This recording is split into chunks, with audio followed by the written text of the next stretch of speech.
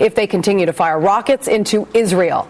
Netanyahu spoke on Israeli television today, where he also hinted the country's defense forces could soon begin scaling back their campaign in Gaza once troops have demolished Hamas's network of tunnels into Israel. He said, in fact, today in a news conference, they have found dozens of tunnels. Meantime, in Gaza, as Israeli airstrikes continue, Israeli troops and tanks pulled out of a central sector and moved closer to the border. Connor Powell is live in Gaza City tonight. Connor, what is the latest?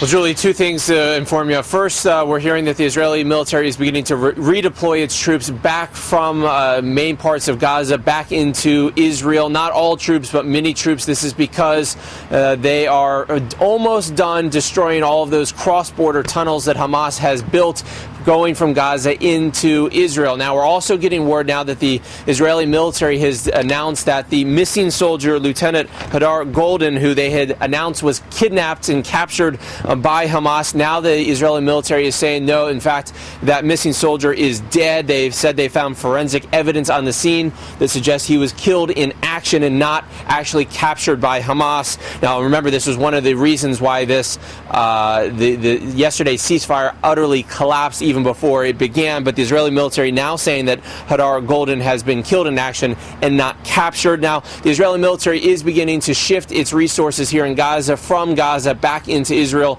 in large part because the situation here changing in terms of the destruction of those tunnels. But Israeli Prime Minister Benjamin Netanyahu saying today that they will continue to strike at Hamas and try to prevent any of those rocket launchers and the rocket infrastructure from functioning, that Israel continue to hit Hamas and make them pay a price for firing rockets into Israel. So the fighting here will continue. It's just going to be redeployed, and it will shift here over the next few days, Julie. What does this mean for Hamas? Well, so right now it sounds like Hamas is still arguing that they are going to continue to fight Israel. As long as there is Israeli troops in Gaza, they will continue to fight those troops, and they will continue to fire rockets and launch attacks on Israel as long as the Israeli blockade of Gaza remains. That's been their main point from the beginning, which they said that they will continue to fight Israel as long as this blockade remains.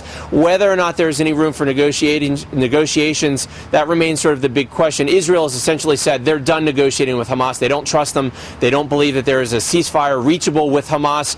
But other groups, Egypt, Qatar, the United States, the UN, are continuing to push for both sides to talk, to at least negotiate through intermediaries. But right now, Hamas is vowing to continue to fight Israel as long as Israeli troops are in Gaza.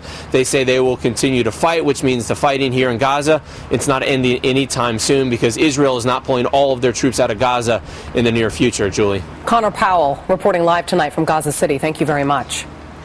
Well, this has been going on for 26 days now. That makes it the longest and deadliest of the conflicts between the two sides. In this latest fighting, nearly 1,500 Palestinians have been killed and at least 66 Israelis. In December 2008, Israel launched a 22-day military operation, a shorter one, in response to Hamas rocket fire. Back then, 1,400 Palestinians died, along with 13 Israelis. And in 2012, there were 3 smaller conflicts. The largest was June of that year. Hamas fired more than 150 rockets into Israel in just a week. Retaliatory airstrikes killed at least 2 Palestinians. Back here in the U.S.,